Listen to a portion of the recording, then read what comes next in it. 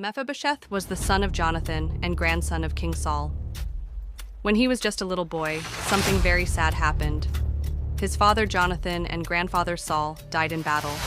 When his nurse heard the news, she picked up Mephibosheth to run away and protect him. But, in her rush, she accidentally dropped him, and he became lame in both feet. He could not walk properly again. Many years later, King David became the new ruler of Israel. David had been best friends with Jonathan, Mephibosheth's father.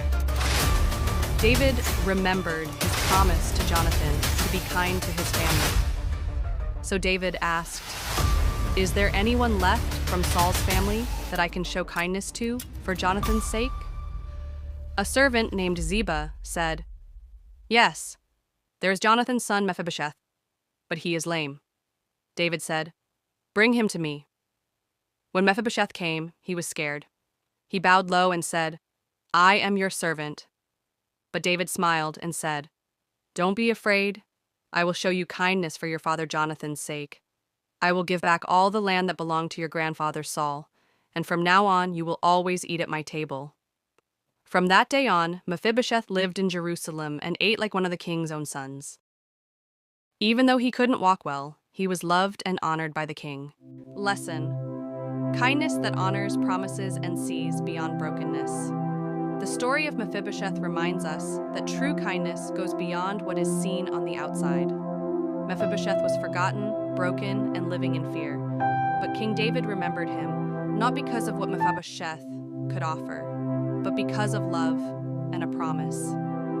In our lives today, we are surrounded by people who may feel invisible, unworthy, or ashamed because of things they can't change, like a disability, a failure, or a past.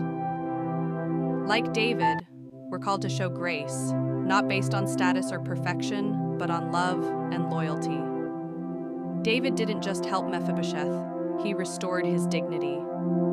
He gave him a seat at the king's table, as if to say, "You belong here.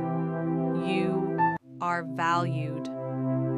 The challenge for us: who around you is hurting, forgotten, or overlooked? Can you be the one to extend kindness, not out of obligation, but out of love?